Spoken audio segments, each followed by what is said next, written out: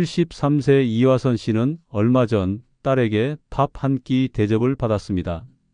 조용한 식당에서 엄마, 고마워요라는 말을 들었을 때 화선 씨는 눈물이 났습니다. 이 말 한마디 들으려고 내가 평생 그렇게 애쓴 거였나? 그녀는 생각했습니다. 돈은 없지만 그래도 참 잘 살아온 거라고. 이처럼 65세 이후 단 하나의 따뜻한 장면만 있어도 인생은 실패가 아닙니다. 지금 소개해드릴 6가지 중 단 하나만 있어도 당신은 분명 잘 살아오신 인생입니다. 구독, 좋아요, 알림 설정 꾹 눌러주시기 바랍니다. 첫 번째, 65세 이후에 내 이름으로 된 부동산이 아직 한 채는 남아있다면 잘 살아오신 겁니다. 노년의 가장 참담한 순간은 몸이 아픈 것도 외로운 것도 아닙니다. 바로 이 집에서 나가야 할지도 모른다는 불안이 엄습할 때입니다. 병원비가 부족해도 자식이 외면해도 내 이름으로 된 집 한 채만 있다면 적어도 밤잠을 설칠 일은 줄어듭니다. 문을 잠글 수 있는 집, 잠을 잘 수 있는 공간, 나를 지켜줄 주소가 있다는 건 노년의 무엇보다 중요한 생존의 조건이자 존엄의 상징입니다. 아무리 작고 오래된 집이라 해도 그 안에서 밥을 해먹고 몸을 리이고 햇빛을 받으며 살 수 있다면 그 사람은 남은 인생을 단단히 붙들고 있는 겁니다. 반면 자기 집이 없어 월세에 전전하거나 자식 집에 얹혀 지내는 노인은 눈치와 죄책감 속에서 점점 자존감을 잃습니다. 말수가 줄고 표정도 굳어지며 점점 사는 것이 아니라 버티는 것이 됩니다. 그래서 집은 단순한 공간이 아닙니다. 집은 나는 아직 내 삶을 지키고 있다는 상징이고 내 이름으로 남은 마지막 권리입니다. 부동산 하나 남겼다는 건 그만큼 허투루 살지 않았다는 증거이고 욕심은 없어도 대비는 했다는 뜻입니다. 서울 강북구에 사는 윤찬호 씨는 올해 74세입니다. 은퇴 후 소득이 줄어든 건 사실이지만 찬호 씨는 한 가지에서만큼은 여유롭습니다. 바로 내 명의의 집이 있다는 안정감입니다. 30년 전 월세 살던 시절 조금씩 아껴 모아 구입한 낡은 빌라 한 채. 중간에 팔까 고민도 했고 아들이 결혼할 때 증여할까 생각도 했지만 그는 꿋꿋이 노년에 남겨야 할 건 재산이 아니라 주소지라고 말했습니다. 몇 해 전 건강이 악화되어 병원에 입원했을 때 간호사에게 보호자 연락처를 묻는 대신 그는 이렇게 말했습니다. 우리 집 주소요? 강북구 미아동 11번지입니다. 거기 제 이름 걸려 있어요. 그 말 속엔 자부심과 안도감이 함께 담겨 있었습니다. 몸이 아파도 갈 곳이 있고 병원비가 없어도 전세 보증금 하나로 버틸 수 있다는 사실이 그를 끝까지 사람답게 만들었습니다. 찬호 씨는 지금도 매달 소액의 연금과 이 집의 월세를 합쳐 생활합니다. 냉장고엔 제철 반찬이 있고 가스레인지엔 찌개 냄비가 끓고 있습니다. 물론 친구들 중에는 더 좋은 집에 사는 사람도 많고 자식 집에 얹혀 더 넓은 공간에서 사는 사람도 있지만 그는 말합니다. 나는 이 집이 있어서 마음이 편해. 누구한테 눈치 안 보고 나가라는 소리 안 듣고 내 시간대로 살 수 있으니까. 이처럼 내 명의의 부동산 하나는 단지 돈의 문제가 아닙니다. 그것은 인생의 마지막까지 나를 지킬 수 있는 최소한의 울타리입니다. 자식에게 물려주지 않아도 고급 아파트가 아니어도 집 한 채를 지켜냈다는 건 그 자체로 위대한 자립의 상징입니다. 지금 당신에게도 그런 공간이 있다면 비록 낡았더라도 오래돼도 상관없습니다. 당신은 이미 수십 년을 성실히 살며 미래를 준비한 사람입니다. 그리고 그 준비는 지금 당신의 오늘을 지켜주고 있습니다. 65세 이후에도 여전히 내 이름으로 된 집이 있다면 당신은 잘 살아온 겁니다. 남이 만들어준 삶이 아니라 스스로 일군 터전 위에 우뚝 서 있는 인생. 그 단단한 기반이야말로 노년의 가장 큰 자산입니다. 두 번째, 65세 이후에 따뜻하게 안부를 물어주는 사람이 한 명이라도 있다면 잘 살아오신 겁니다. 사람은 결국 마음을 나누는 존재입니다. 화려했던 직함도 통장 잔고도 자식 자랑도 노년이 되면 그저 흘러가는 이야기일 뿐입니다. 그런데 어느 날 문득 전화 한 통 없는 하루가 계속될 때 깨닫게 됩니다. 지금 내 안부를 궁금해하는 사람이 과연 누가 있을까라는 질문 앞에 마음이 덜컥 내려앉는 순간이 찾아옵니다. 아침에 눈 떴을 때 오늘은 누구한테 연락이 오려나 기대도 해보고 핸드폰 알림에 괜히 가슴이 두근거려 보기도 하지만 정작 그 알림은 은행 문자나 광고일 때 그 허탈함은 말로 다 할 수 없습니다.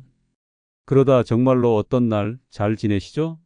라는 단 한 문장이 도착했을 때 우리는 생각보다 쉽게 울컥해집니다. 그 한 문장이 마음을 다독이고 외로움을 덜어주며 삶을 다시 살아가게 하는 힘이 되기 때문입니다. 이 나이가 되면 누구와 얼마나 연락하느냐보다 단 한 사람이라도 진심으로 나를 걱정해 주는 사람이 있는지가 더 중요해집니다. 바쁘게 살던 세월 속에서 지나쳐온 인연들, 잊고 있던 사람들과의 관계가 이제는 거울처럼 돌아옵니다. 나도 누군가의 안부를 진심으로 묻고 누군가도 나의 소식을 궁금해할 수 있는 그런 사이. 이 단순한 교류가 노년에선 삶의 의욕과 직결됩니다. 반면 단 한 사람도 없는 이들은 점점 침묵에 잠식됩니다.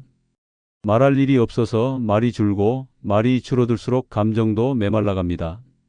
마음을 나눌 이가 없는 노인은 질병보다도 고립감과 무기력으로 더 빠르게 삶의 균형을 잃게 됩니다.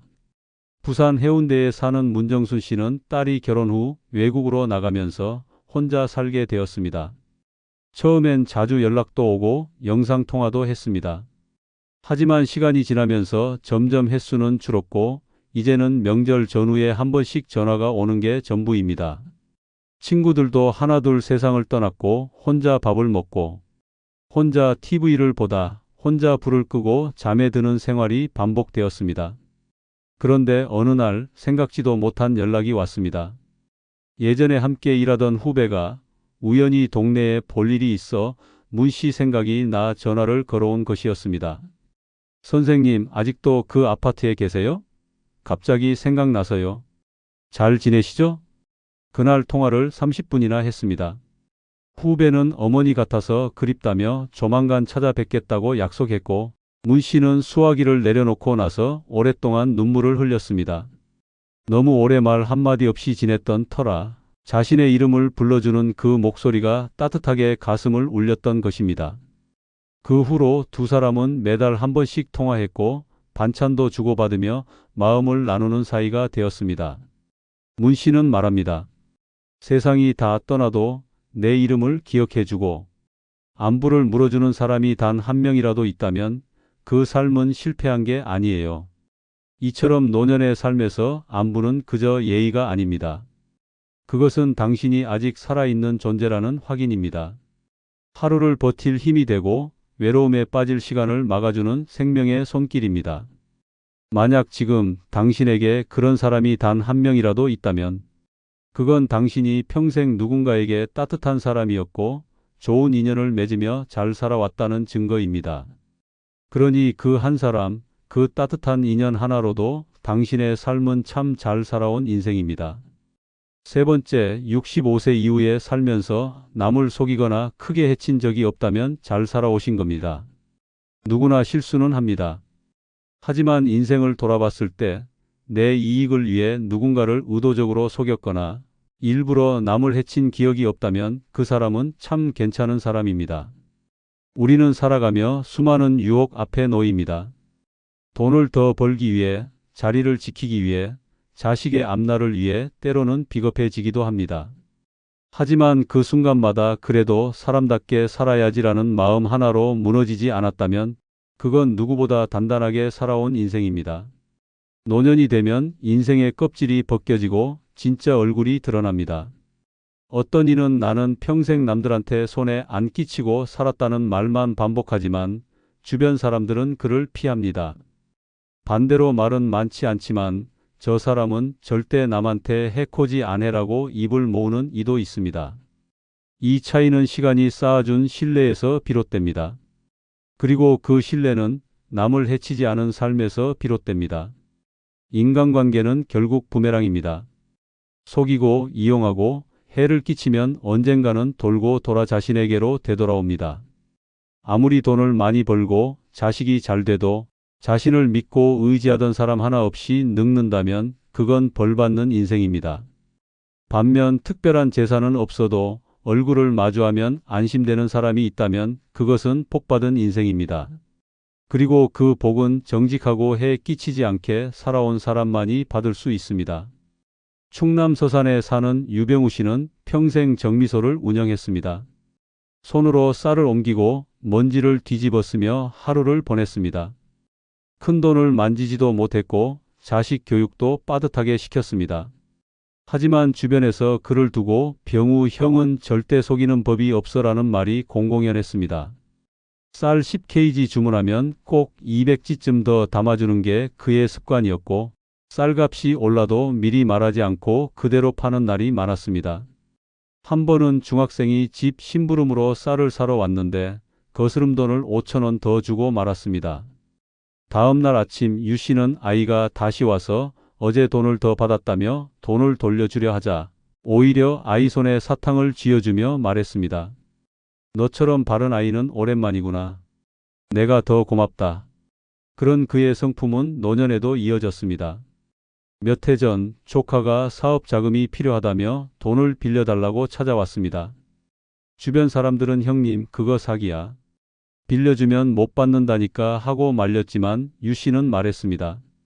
나는 내 마음 편하려고 빌려주는 거야. 그 애가 사기쳐도 나는 속이려고 한 게 아니니까 내 몫은 다한 거지. 결국 돈은 돌아오지 않았습니다. 하지만 유 씨는 지금도 당당합니다. 돈은 없어져도 사람은 남아야 하잖아. 지금 유 씨는 마을 회관에만 가면 인기인입니다. 누군가가 그를 찾아와 도움을 요청하면 저 양반은 믿을 만하다는 소문 덕분에 일이 착착 풀리기도 합니다. 심지어 80세 생일 때는 마을 사람 20명이 깜짝 잔치를 열어주기도 했습니다. 그날 유 씨는 눈물로 말했습니다. 나는 돈보다 이게 더 고맙다. 내가 남한테 해 끼치지 않고 살아온 게 이런 나를 주는구나 싶다. 이처럼 인생의 진짜 가치는 마지막에 드러납니다. 젊어서는 몰랐던 말 한마디, 행동 하나가 노년에 와서 평가받습니다. 정직하게 살았고 해 끼치지 않았다는 기억은 노년을 든든하게 받쳐주는 자산이 됩니다.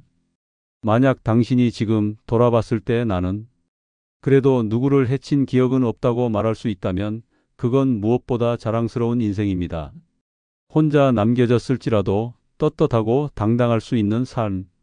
그것이야말로 잘 살아온 인생의 증거입니다. 네 번째, 65세 이후에 돈 걱정 없이 오늘 먹을 밥을 편히 차려 먹을 수 있다면 잘 살아오신 겁니다. 노년의 가장 잔인한 말은 지금 가진 돈으로 얼마나 살 수 있냐는 질문입니다. 많은 사람이 이 말을 농담처럼 던지지만 정작 본인은 속으로 가슴이 철렁 내려앉습니다.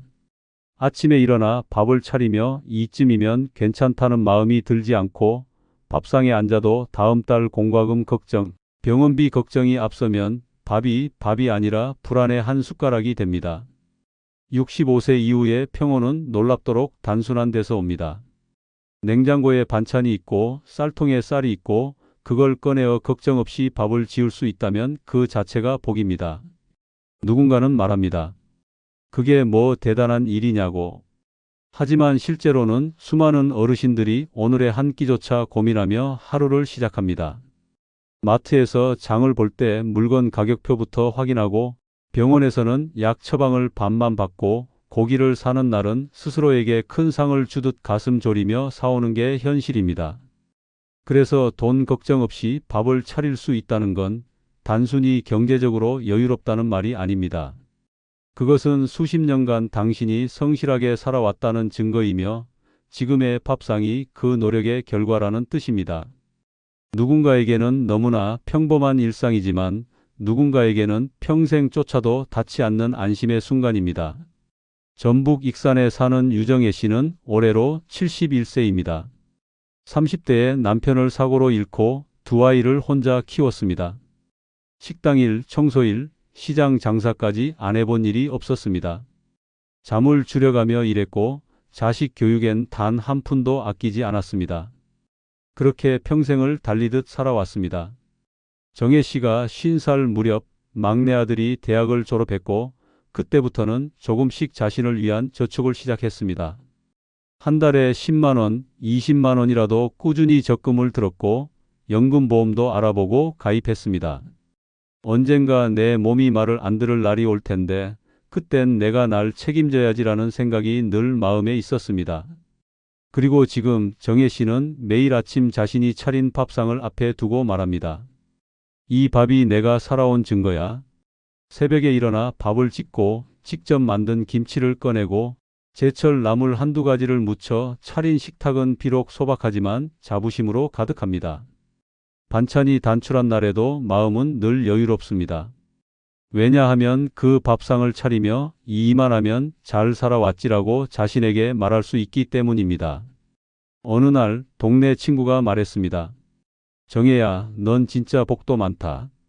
자식한테 손 안 벌리고 이렇게 혼자 밥 잘 챙겨 먹고 사는 거, 이 나이엔 그게 최고야. 그 말을 듣는 순간 정혜 씨는 왈칵 눈물이 났습니다. 평생 누구에게 기대지 않으려고 악착같이 버텼던 세월이 그 한마디로 위로받는 듯 했기 때문입니다. 정혜 씨는 지금도 시장에서 1,000원짜리 장아찌를 고르며 행복을 느낍니다. 은행 통장에 많은 돈이 있어서가 아니라 당장 내일 밥 한 끼는 걱정 없이 지을 수 있는 여유가 있어서입니다. 그리고 그 여유는 남이 만들어준 게 아니라 자신이 지난 세월 피땀 흘려 쌓아온 결과입니다. 만약 당신도 지금 아침에 일어나 냉장고 문을 열었을 때 마음이 불안하지 않고 밥솥에 쌀을 안 칠 때 손이 떨리지 않는다면 그건 분명 잘 살아온 인생입니다. 자식에게 기대지 않고 누구 눈치도 보지 않으며 스스로의 끼니를 챙길 수 있다는 건 가장 고귀한 자립이며 늦은 나이에도 삶을 주도하는 살아있는 사람이라는 증거입니다. 돈 걱정 없이 밥을 차려 먹을 수 있다는 건 노년의 가장 확실한 행복의 바로미터입니다. 5번째, 65세 이후에 가끔이라도 자식들이 찾아와서 밥 한 끼 사준다면 잘 살아오신 겁니다. 노년의 가장 슬픈 건 자식이 없는 게 아니라 자식이 있어도 안 찾아오는 외로움입니다. 자식이 바빠서, 멀리 살아서, 혹은 애들 키우느라 시간이 없어서 못 온다고 말은 하지만 마음속 한켠엔 이런 생각이 스치곤 합니다. 내가 그렇게까지 잘못 키웠나? 왜 내 전화는 자주 안 받아지는 걸까? 하지만 반대로 어떤 날은 뜬금없이 연락이 옵니다. 엄마, 이번 주에 뭐해? 아버지, 밥 한번 살게요. 그 짧은 말 한마디에 가슴이 벅차오르고 얼굴에 생기가 돌아옵니다. 밥 한 끼 같이 먹는 게 뭐 그리 대단하냐고 할지 모르지만 그 한 끼를 위해 냉장고를 정리하고 옷을 갈아입고 거울 앞에서 머리를 매만지는 게 부모입니다. 한 끼 식사 자리에 담긴 의미는 잊지 않았다는 마음, 아직 당신을 사랑한다는 작지만 분명한 표시입니다. 그래서 그 밥 한 끼는 단순한 식사가 아닙니다. 살아온 인생에 대한 보상이고 여전히 누군가의 부모로 존재한다는 증거이며 혼자만의 시간이 너무 길지 않았다는 위안입니다.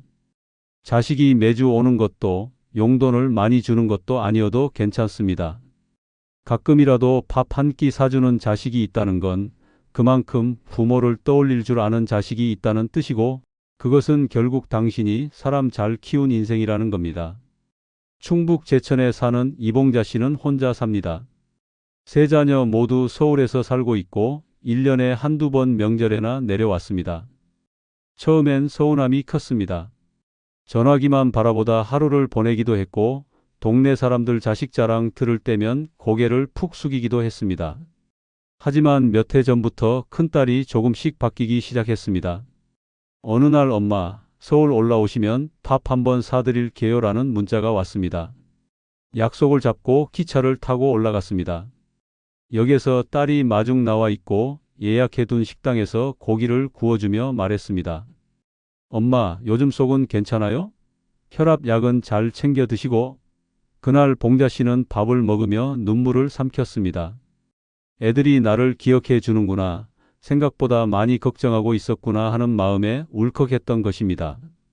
그 후로는 1년에 몇 번씩 자식들이 번갈아 가며 밥 한 끼 사드릴게요라는 연락을 줍니다. 처음엔 미안하고 부담스러웠지만 지금은 그날을 기다리며 새 옷도 꺼내고 내일도 받아놓습니다. 봉자 씨는 말합니다. 돈 한 푼 안 줘도 괜찮아. 나한테 밥 사주는 그 마음 하나면 나는 그날 하루 종일 행복하거든. 자식에게 밥 얻어먹는다는 건 자존심이 아니라 자식의 사랑을 확인받는 일입니다. 자식이 주는 그 한 끼는 부모에겐 보약이고 위로입니다. 그것이 단골 식당이 된장찌개든 길거리 김밥 한 줄이든 상관없습니다. 중요한 건 자식이 그 자리를 만든다는 사실입니다.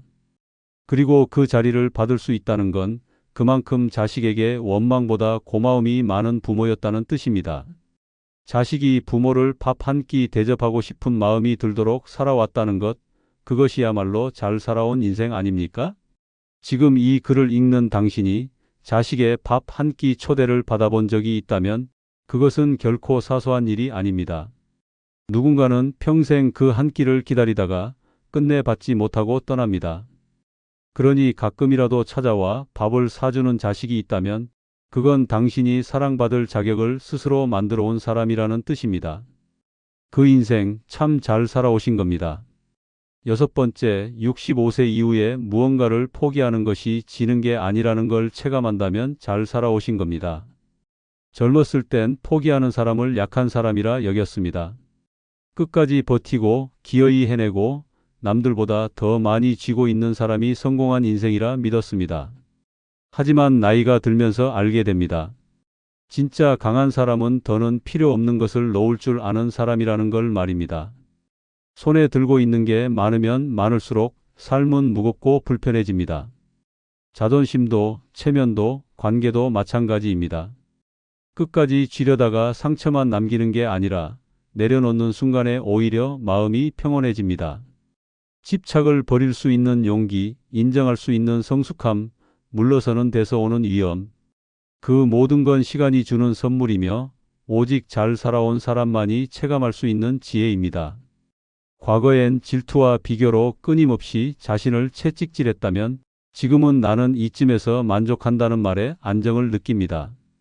젊은 날의 꿈을 미련 없이 보내고 자식의 인생을 내 뜻대로 하지 않으며 지나간 인연을 더는 붙잡지 않는 그 태도는 결코 약해서가 아닙니다. 오히려 마음속 중심이 단단하기에 가능한 태도입니다. 충남 논산에 사는 최상열 씨는 은퇴 후에도 몇 년간 사업 미련을 놓지 못했습니다. 다시 한 번만을 반복하며 작은 투자를 이어갔고 그때마다 잃었습니다.